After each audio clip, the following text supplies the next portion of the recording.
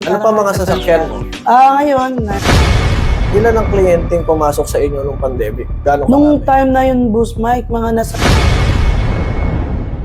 Everyday? everyday. Grabe. Yung, Nakaranas ka rin ba ng pagka-down o na parang pagkabagsak sa negosyo o sa buhay mo? Sinabi mo na parang nagkakaroon ng discrimination ng LGBT. What's up mga ka-Packers? Ito ang inyong lingkod, si Mr. Packing King. Meron tayong special guest ngayong gabi. Nagaling pa ng Cebu. At ang may-ari ng PJ Insurance Services. Kamusta, Boss PJ? ay, kumusta, Boss Jermike? Boss PJ, ano ang business mo? Ano ba ang PJ Insurance Services? Ang PG Insurance Services is mga non-life insurance na kagaya ng mga STPL, comprehensive insurance, fire insurance, at yung mga ino-offer din namin na car renewals assistance dun sa Cebu. Okay, so yung mga ano yan yung mga pagka-i-insurance ka ng mga sasakyan, no? Opo, yung mga kailangan po nila every year na insurance ng mga sasakyan, pwede din mga building, gano'n. Tapos mga pet insurance, Oo. travel insurance. Sa LTO, di ba? Halimbawa, tamad kang pumila dun sa LTO, which is kayo na nagbibigay ng services para matrabaho o kaya maibigay nyo yung serbisyong kailangan nila sa pag-renew ng sasakyan o sa pagkuha sa LTO. Tama ba? Yes, Boss Mike, meron din kaming mga client, mga company, tsaka mga bangko na walang time na magparehistro ng kanilang sasakyan. Basta kumuha lang sila sa amin ng life insurance, yung CTPL, comprehensive, pwede na kami mag-assist din sa kanilang mga rehistro.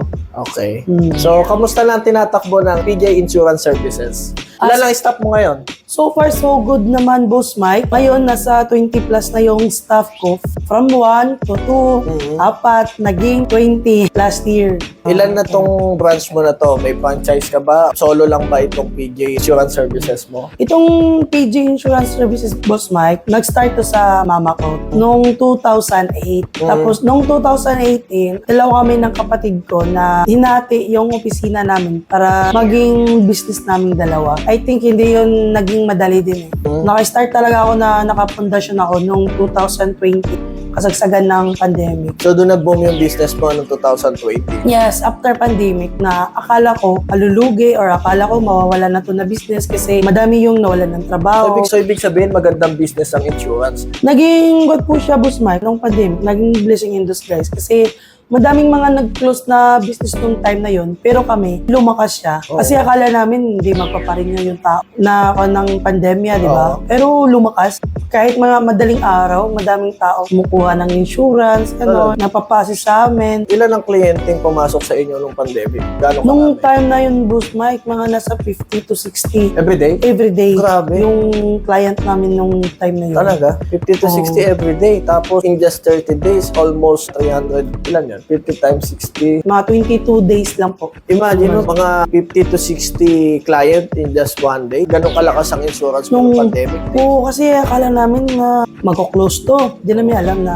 yung mga tao talaga, gusto talaga nila i-insured tsaka iparehistro yung sasakyan. Oo, kasi dahil nga nangyari sa pandemic, although hindi lang naman tao ang pinapa-insure, kailangan din sa sakyan, di ba? Sasakyan. Kasi di natin alam yung mga nangyayari talaga sa daan eh. Kasi di ba, siyempre, kamahal-mahal ng sasakyan mo, tapos walang insurance. Kaya Tapos nga. pag nabangga, wala, nga, di ba? So, kaya nandiyan ang insurance para sumalo ng mga, wag naman sana, kung ma-aksidente, sila ang magbibigay ng danyos. Sila yun. Sa kanila manggagaling yun. Tama. Well, tama. so far, grabe din ang negosyo ng insurance. How about sa 50 to 60 a day na yun na kliyente mo? In just 1 year lang naman ang kontrata niyan, di ba? Oo, 1 year.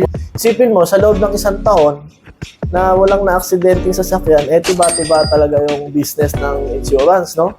Oo. Di ba? Ano na napundar mo sa negosyo mo? After nung pandemic, una, yung sasakyan ko na Accent, blue. Accent, Hyundai Accent. Oo, kasi yung business ko, blue yung parang kulay So, sky blue. pinartner mo yung kulay. Una, nakabili ako ng laptop, blue, tapos sasakyan. Ano pa mga sasakyan mo? Ngayon, may Fortuner ako, may Vios, van. At sa'yo talaga?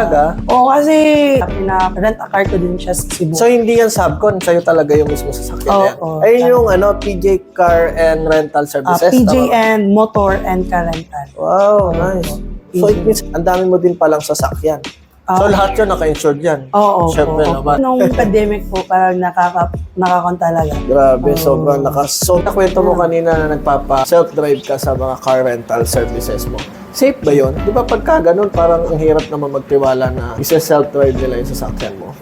Actually, boss, may risk talaga. Pero lahat ng business may risk. Mismo, So, okay. pero yung amin lang, dinodouble check talaga namin sa LTO. Yun na rin yung parang kagandahan ng isang business, yung PG Insurance Services. Kasi yung isa ko na branch na doon is nasa malapit sa LTO. So, napapacheck namin yung mga requirements. Yung driver mismo? Check nyo yung kanyang... If tama ba itong binigay niya na driver's license, hindi ba to fake, gano'n. Sini-check namin bago namin ibigay, lalong-lalo na sa mga long term. So yun lang yung category mo. Pag gano'n, okay na, papayagan mo na ba? Oo, binabackground check din namin. So far, wala namang gumawa sa'yo, tinakbo yung sasakyan mo. Thank hindi God mo po, wala naman. Pero may mga kasamahan, madami din kaming mga grupo-grupo. Pag may mga ganon, nag-a-attempt na rentangay, madali namin nalalaman. Tapos tulungan kami. Nandun kaming community ganun. Itong taon to, ingatan nyo to. Medyo may masamang binabalak Oo. sa... Chine-check din namin yung Facebook page nila. Yung iba kasi gumagamit ng hindi sa kanila. Pero aside from that, no, sa business side, ang dami rin kasi naghahanap ng mga rental services na gusto nila, sila na rin yung driver, di ba? Sobra. Kasi gusto nila malibot yung mga Mismo, area. na parang wala silang isipin na parang sarili nila yung sasakyan. Oo. Mostly talaga doon, boss, sa Cebu. Siguro sa iba din na lugar. Madami din self-drive eh. Kaya nga may plano ako doon na parang gawin ko sana na parang aguda. Well, may ginagawa naman dyan na may naglalagay sila ng parang tracker, di ba? Oo, may Parang GPS tracker naman na sa amin nga eh, mga 2-3 yung nilalagay. So, kung ma-detect yung isa, nasa isa pa. May isa Parang ganun pa, ang technique ganun, dyan eh, di ba? Pwedeng malaman nila kung saan nakalagay yung tracker, bubunutin nila yung wire, and then wala na, hindi na matatrack. Tatlo pala yung nilagay mo. So, mga 3, gano'n. May iba nga eh, 5. Hindi nila. Yun pala ang technique doon. Oo. Pagka ganon, medyo kumpiyansa ka na hindi marerenta kayo car rental services mo. Opo, boss. Tapos double check talaga. Kung iba nga, nasa ibang bansa, yung passport nila, gano'n. Double check lang talaga. Kasi lahat ng business may risk. Nahilig ka rin bang mamili ng mga property o ano? So far po, may nakon po ako na maliit na lupa, na tatayuan ko ng building ng pinapangarap talaga namin na sa business talaga. Para hindi na kami mangungupahan. Lahat lang yan galing dun sa insurance nila. May pinapatay din kami na bahay. Tapos, yung insurance company din namin, may branch na din siya sa iba't ibang lugar ng Cebu, tsaka Bohol. Nakita ko sa post mo na mahigit 20 branch na yung PJ Insurance Services. Yes po, sa Cebu po, tsaka Bohol. Wow, nice. Patuloy pa tong nadadagdagan, ano? Oo, patuloy pa po. Meron pa po kaming mga opening din na branch this year dito sa Manila tsaka sa ibang lugar. Meron na rin sa Manila. Kaya ka pala nandito sa Manila ngayon para mas may palaganap na mas dumami pa. Para mas madami pa din kaming matulungan, lalo na sa, syempre, sa daan. Di kasi natin alam talaga eh.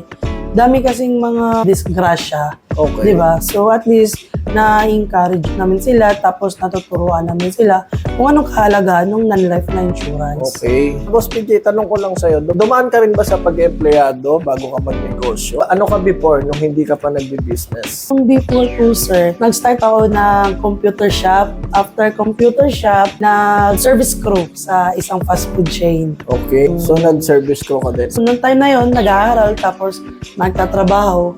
Working student ako nung time na yun. Talagang nagsumikap ka rin talaga. Before ako nag-start na business talaga, naging empleyado din ako. Okay. Ilang taon ka nag-crew? Yung service crew ko po is 3 years. Tapos hanggang sa, ito na, nakipagsapalaran ka na magnegosyo sa insurance dahil nga yung mother may insurance company din. May insurance agency siya. Medyo hindi ka na lumayo.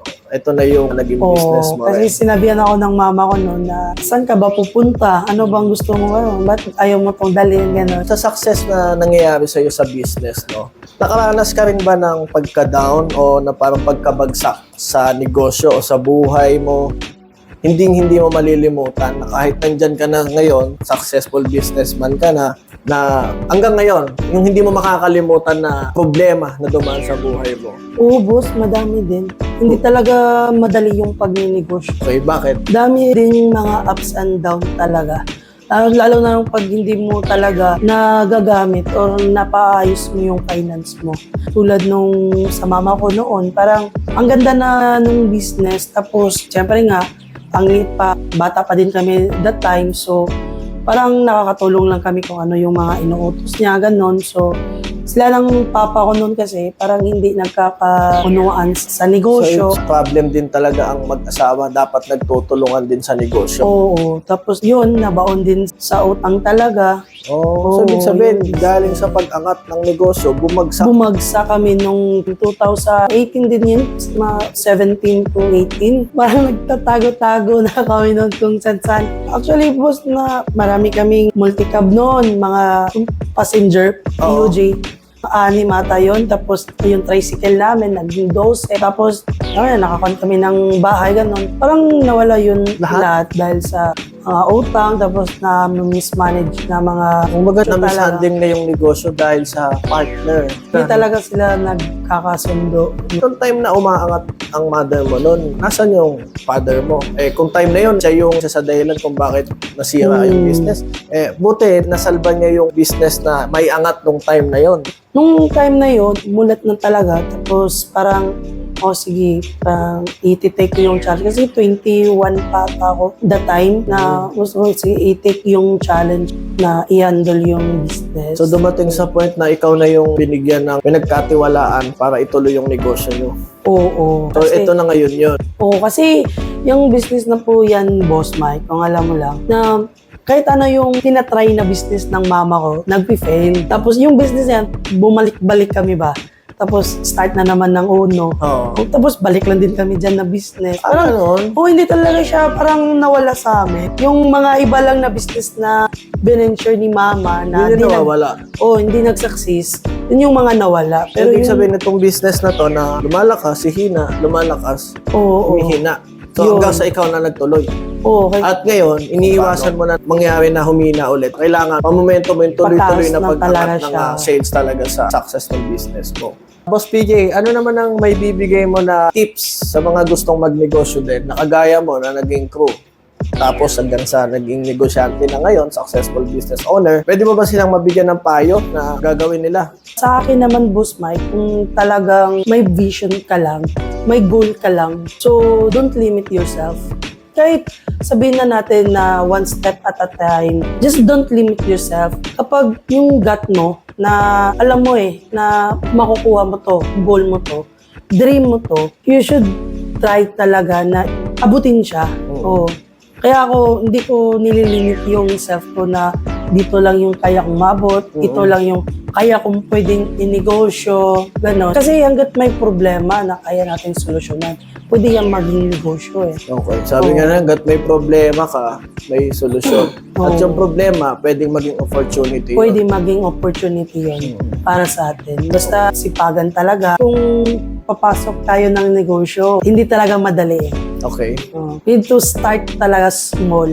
Sa Diba? negosyo kasi talaga, dagaya nga ng sayo mo Diba? kanina, ups and down yan. Yes. So kung wala kang characteristic na pagiging consistent sa sarili mo, I think mahirap kang makapasok sa business industry. Kung dun pa lang na bumagsak ka na at hindi mo kayang bumangon ulit, hindi ka talaga para sa pagnenegosyo o yung success na makukuha. Kasi sobrang napakahirap talaga makuha yung success sa business. Ang dami mong competitor, ang daming nag-i-interest na gumaya ng negosyo mo. May mga price war pa. Diba? And then, may Ganon. mga tao pa na humihila sa'yo. Nasa success ka na, biglang may mga tao na hilahin ka pa baba. Tapos dami pang mga doubt. Tapos sabi Yes. niya ka pa, weird. Ayaw talagang, ayaw, yung mga ayaw mag-risk. Okay. Tapos nagiging weirdo ka na daw. Oo, ganon. Pero para kasi sa akin, isa lang yung buhay na meron tayo. Oo. Hanggat kaya natin na umalis sa poverty na tinatawag. sa rat race. Kumbaga kung kaya mo na ikat yung chain ng poverty sa pamilya mo. Kasi totally, Diba? nandito na Like lahat guys. ng ideas na mapapanood mo na sa YouTube, manood ka na ng mga Sobra. motivational legit na guru talaga. Ayun yun na yung learnings Hindi kagaya noon. Wala, di mo mahanap kung ano ba talaga yung mga tamang strategy mapalago ang pagnenegosyo. Tama po. Wala nang excuse ngayon, sa panahon ngayon, na kailangan mo talagang mag-success sa buhay. Ito na, nandito na lahat Sinusubo na sa'yo. Kailangan mo na lang kilusan at lakasan ng loob. So wala kang puhunan, hindi rin eh. Hindi rin. Tinatawag naman tayo na pre-sell o kailangan mag-affiliate ka muna. Kailangan mo muna mag-freelance. Ayun na yun eh. Through that way, yun eh stepping stone mo. Pag tuloy-tuloy ka, nasa maging successful businessman ka na. Well, kung hindi ka talaga para doon, wala na kami magagawa sa'yo. Ganun lang talaga ang buhay. Okay, pero wag kang iiyak na baka dumating sa point na yung magulang mo, dumating sa point na dadalhin na sa hospital, wala ka pambili ng gamot, wala ka pangbayad sa hospital bills, yung anak mo, mag-aaral na sa school, wala kang pambayad ng tuition fee, yung pangkain nyo araw-araw, lagi nyong inuutang, huwag kang magdadaing ng ganon, no? So, bago ka man mapunta sa ganong maasalimuot na buhay, ngayon pa lang, na habang bata at mabalakas ka pa, gawin mo na. May awa naman ng Diyos, lahat tayo nakikita niya yung lahat ng ginagawa natin, binibigyan niya tayo ng reward someday. Tama talaga. Diyan ako nagsisipag eh. Sa lahat ng mga sinabi mo. Diba? Diyan talaga ako nagsisipag. Para saan ka ba bumabangon sa araw-araw? At paano ka ba nagsisikap? Sino ba naging inspirasyon mo sa buhay? Actually talaga, nakita ko lang yung kung ano yung past namin. Doon ako humuhugot ng lakas ng loob. Kung maaari, ayoko nung bumalik sa point na yun. For example, nangihiram ka ng pera, tapos yung ang hirap, nire-reject ka, ginaganito, ganyan. Umiiyak ka pa sa tita ko, umiiyak pa ako kasi yung papa ko nasa hospital, kailangan ng tulong, gano'n. Hirap talaga. So, Ayun yung time na pabagsak na yung negosyo nyo. isa din yun. Yun na time na yun. Nagsabay-sabay na lahat ng problema. Sobra. Yung parang dami na pupunta sa bahay, Naniningil ng utang. naniningil. Tapos ikaw nun, napakabata mo pa, nakikita mo na yung ganung sitwasyon sa buhay nyo. High school to college ako, yun yung nilakihan talaga namin. Kasi yung sa mindset talaga ng mama mo na hanggang may nagtatras May sa'yo. nagtitiwala sa'yo. May Patuloy mo nagtitiwala sa'yo. gagawin. Patuloy ka lang umutang. Ako hindi ganun eh. Parang, Ayaw mo na ganun. Oo, kaya- Ang daming ganyan, di ba? yun, pinautang ka dahil may tiwala yan sa'yo. Pinautang ka. Speaking of utang, ang Ayun. utang is hindi gano'n na hanggat may nagtiwala. Ang Kaya utang nga is eh. parang tradisyon yan, parang panatayan, parang religious nga tinatawag na pag nangutang ka, kailangan huwag kang papalya sa pagbayad. Dahil Kaya pagka nga nasimulan mo na pumalya ka sa pagbayad o tinakbuhan mo yung pinagkakautangan mo, maniwala ka sa akin, lahat ng mga utangan mo, ganun rin ang magiging cycle hanggang sa patuloy ka ng lulubog at wala na magtitiwala sa'yo. Opo. Diba? So talagang tradisyon yan, mas lalo sa mga negosyante. Mas inuuna pa nila ang pagbayad ng utang kaysa magiging bills and tuition fee. Baga literal yun talaga kasi kailangan mong bayaran yun. Kasi kung hindi ka makakapagbayad ng utang, paano ka ulit makakangutang? Kaya Ganun nga. lang yan sa negosyo, utang is the more na may marami kang mautangan. Solid ba? Sulit. Boss PJ, matanong ko lang kanina, sinabi mo na parang nagkakaroon ng discrimination ng LGBT. Oo po. Kaya nga, sometimes, nawawala yung confidence ko sa Talaga? mga ganun na ba. Paano naging scenario?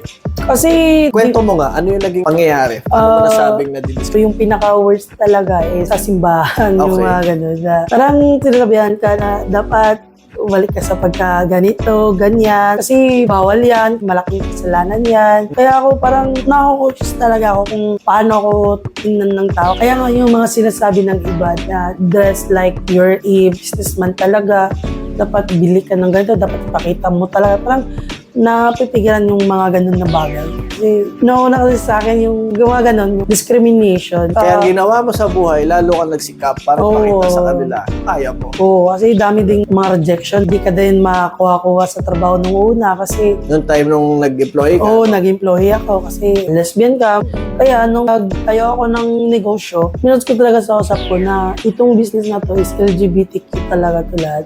okay. Kaya yung mga empleyado ko rin, may mga pan talaga siya ng LGBTQ. Boss PJ, paano naman kung gusto nilang mag-franchise ng business mo, paano ka nila makokontakt at saan location ng opisina mo? Right now po, boss, kung sa mga gusto po mag-franchise ng business, yung main ko po na opisina is nasa Cebu, sa Tumolak Street, Gunobla, Palapo City. Okay, paano kung hindi sila makakapunta ng Cebu? Ngayon po, nandito ako sa Manila para i-expand yung business ko dito. Sa may insurance, no, kung ipag-renew ng LTO, kahit wala sila sa Cebu, hindi sila magpunta, online lang, may tatransact mo na. Yes, boss. Kasi magtatayo na din ako ng branch dito. Okay. Pero yung insurance naman, pwede siya online, nationwide. Yung insurance Ay, nationwide lang. Oo, nationwide. So, Okay. meron na din. So, anong Facebook page mo para ma-search ka nila sa So, internet? pwede nyo po ako i-follow or i-add sa aking Facebook page account na PJ Sinial. So, yun. Kung gusto nyo magnegosyo ng insurance, nandito si Boss Non-life PK. insurance, Non-life insurance. Okay. bookkeeping, and account services. So, i-contactin nyo lang si Boss PJ sa kanyang Facebook page para bigyan kayo ng panibagong opportunity. So, yun lang mga kanegosyo. Salamat sa pakikinig. I hope na-inspired kayo sa kwento ni Boss PJ. Ayun lang mga ka-partners. Maraming salamat. See you on the next one.